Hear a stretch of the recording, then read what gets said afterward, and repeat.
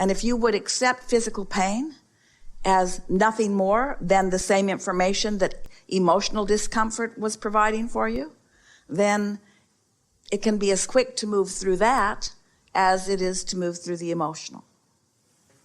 Yeah, isn't that nice to know? It just takes a little more, you have to be a little more deliberate in your thinking than you usually are.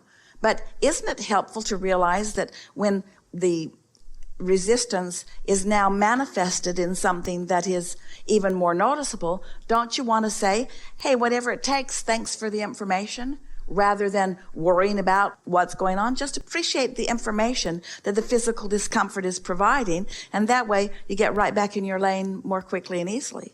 Rather than trying to get to the bottom of something, there is no bottom to anything. Just be where you are and appreciate the information. It is only a thought away, but let's talk about that. So let's say that rather than calling it a thought, let's call it a vibration. Because there are a lot of vibrations that happen before you receive a thought, before you translate the vibration into something as tangible as a thought, or before you manifest the thought. Let's call the thought a manifestation.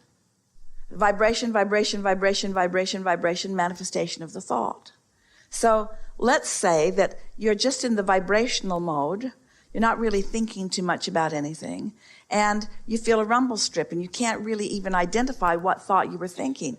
Well, there's not too much corrective action to take, is there? Because you weren't really even aware that you were thinking any thought, and you really don't know what the vibrations were about, but still, you're more alert and paying attention. You might even be picking up on something that's ahead in the highway, or something that's on somebody else's mind. It wasn't in your head, but there's a sort of rumble in the vibration that lets you know. You see what we're getting at? But let's say that you have a thought, and you feel the rumble strip, but you don't do anything about it, and so now you've got all four wheels on the other side of the rumble strip. And now it's rocky and the terrain is uneven, and some of your wheels are even off the pavement altogether. And now it's harder to control your car. And so now your thoughts are even more not helpful, because now you're responding to the conditions of that. So when you say it's only a thought away, we want to say it might feel like it's a lot more than a thought away, because you've got all these other things that you're now almost forced to think about, that you're having to deal with. So rather than saying it's only a thought away, let's say it's only a vibration away. And let's acknowledge that while you sleep, the momentum of vibration or the momentum of thought subsides. And so let's give you the advantage of expecting that when you awaken in the morning, that all of that subsided. It's like you went to sleep instead of going off the bridge. And now you don't have to deal with any of that, because none of it's active in your vibration right now. And now that you are awakened, that vibration has subsided enough. And now you can begin anew with thoughts that feel good to you. However, if your propensity for thinking the thought that caused the rumble strip is still within you, and it likely is, you're going to come across another thought and feel the rumble strip. Only this time, you're more likely to feel the rumble strip at an earlier stage. And so when you say it's only a thought away, we agree, it really is only a thought away. But we want to give you all the benefit of the doubt by saying it's a thought that leads to a thought that leads to a thought that leads to a thought that leads to a thought that leads to a thought that leads to a thought that leads to a thought. And then we get all complicated and worried about the thoughts that we're thinking. You say cancel, cancel, try to suck the thought back before law of attraction gets hold of it and gives you something.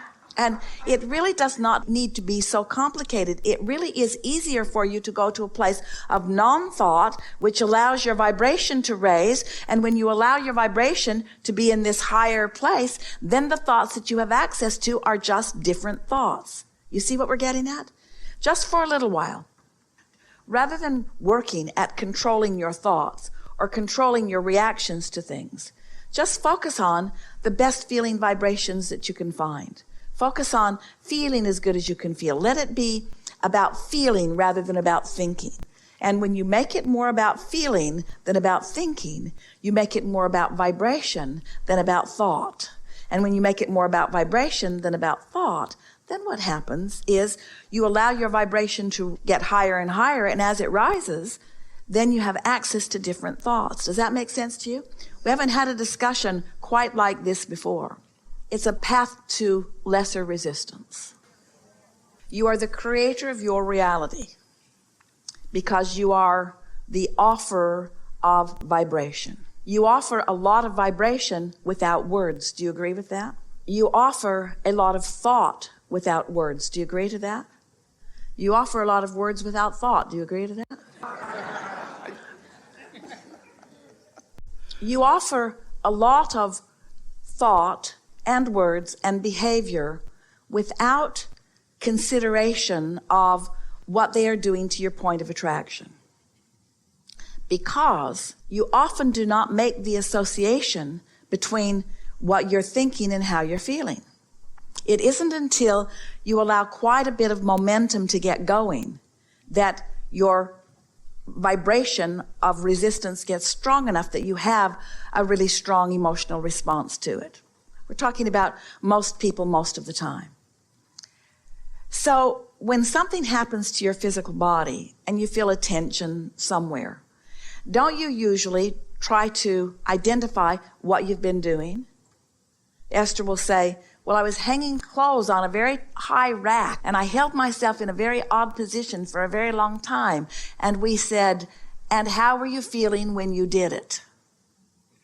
Because Esther wants to talk about the very small ladder she was on and the very high thing she was reaching for. She doesn't want to talk about the time shortage consciousness that she had going on when she was doing it. What's the vibration behind it? In other words, because the action, whatever vibration you've got going on, if you've got a vibration going on that is not in sync with your inner being, you'll make all the wrong decisions. Just like changing lanes badly and running right into someone. So if you make it about vibration rather than about action, or you make it about vibration rather than words, or you make it about vibration rather than thought, if you make it about vibration, then you're able to catch it at the earlier, more subtle stages. In other words, if we said to you, we want you to feel good. We want you to feel good. So focus on your body just for a moment and focus on the fact that you just feel good. Here you are in your body. You've adjusted to the atmospheric pressure of your planet. You've adjusted to the oxygen content of the air. Your body knows what to do with the air you're breathing. Your body knows what to do in the metabolizing of the food that you are ingesting.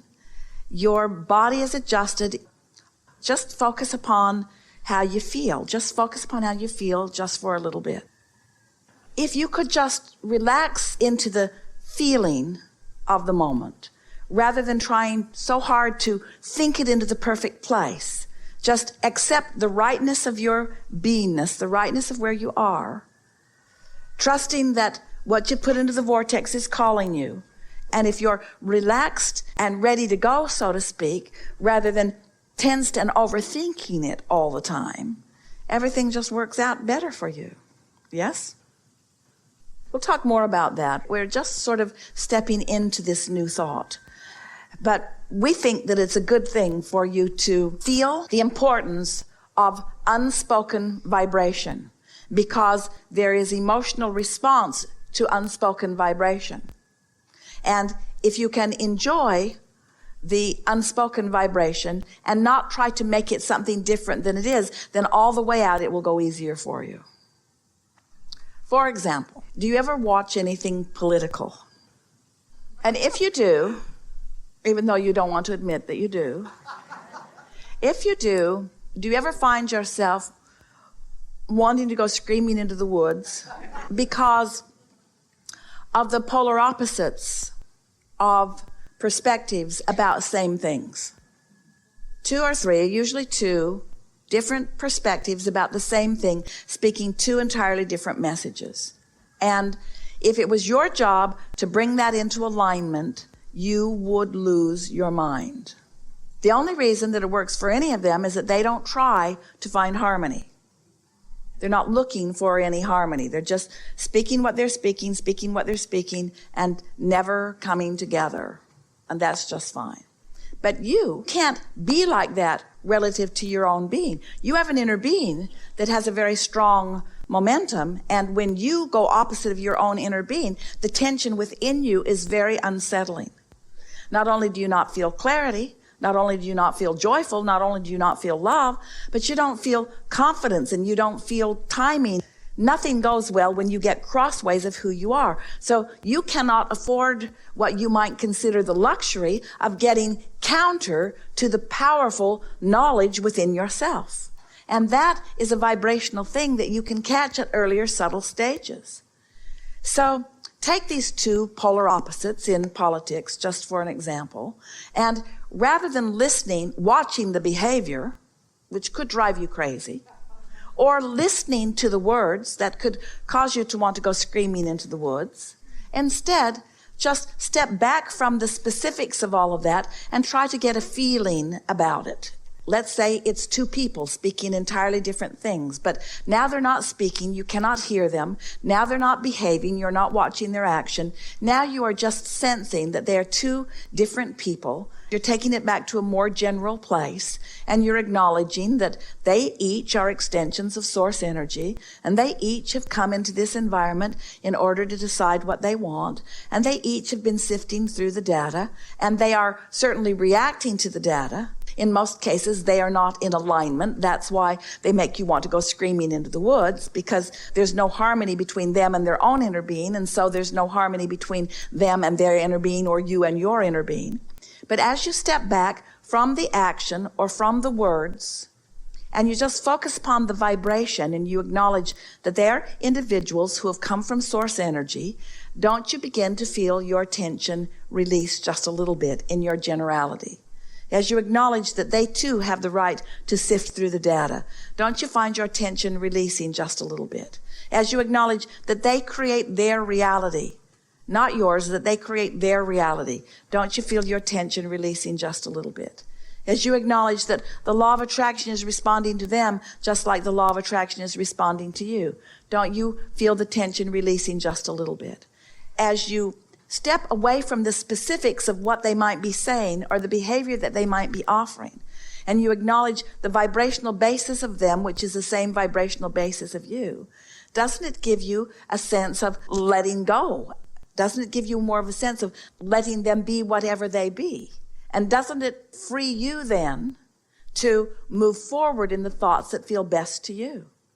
In other words, as long as you are railing against anything that's going on, you are not in concert with your own inner being. You cannot find the release of your own attunement with who you are as long as you are pushing against the opinion of any other. Because you're not tuning into their vibration, you're tuning in their right to have a vibration, their right to exist. You're turning into the diversity that they've come for. You're tuning into the balance of your planet. You're tuning into the you couldn't know what you want if they weren't there offering to you what you know you don't want. You couldn't get clear about who you are. You couldn't find your alignment. In other words, what we're leading up to, and you're not ready to hear it yet, and you may be once you croak, but until then, maybe not. But what we're leading up to is that at the core of all of you is alignment with your inner being. And once you find alignment with your inner being, you have found alignment with all of their inner beings. And once you find alignment with their inner beings, as long as you're not out of alignment with your inner being, then you have power of influence. But your influence will never be to get them to behave in a way that you think that you need them to behave, because you've all come forth to live the diversity. The diversity is your greatest strength. Without variance, without difference, you could not define what you want. And defining what you want doesn't make it right for everyone else. You see what we're getting at? We think this conversation has been beneficial to everyone.